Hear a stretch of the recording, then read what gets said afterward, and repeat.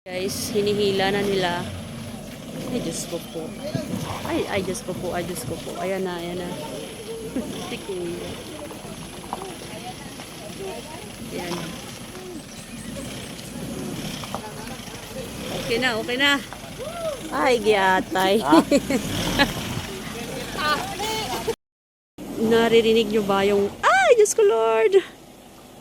Lord, naririnig nyo ba yung tunog ng van? Gzing, gzing, ganun. So, parang nahihirapan umakyat. Tapos, wala pa yung maraming karga, mga pasahero lang yan. So, hindi nakakaano. Tingnan nyo, nahihirapan.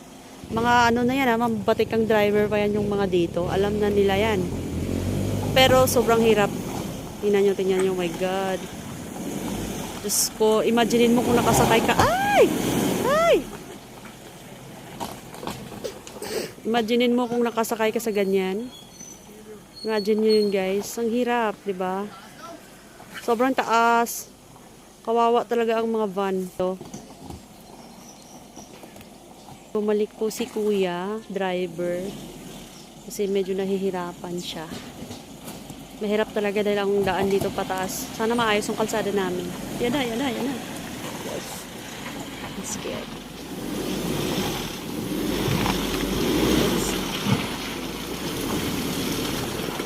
Okay.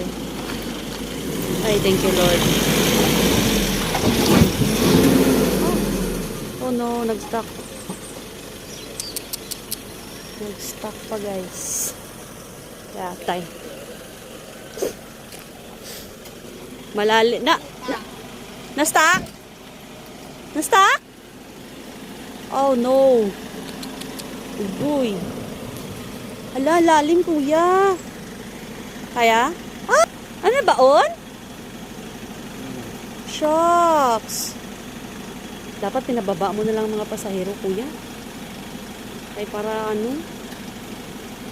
Guys, tingnan nyo. Ano yung tumama? Ano yung nagsayad?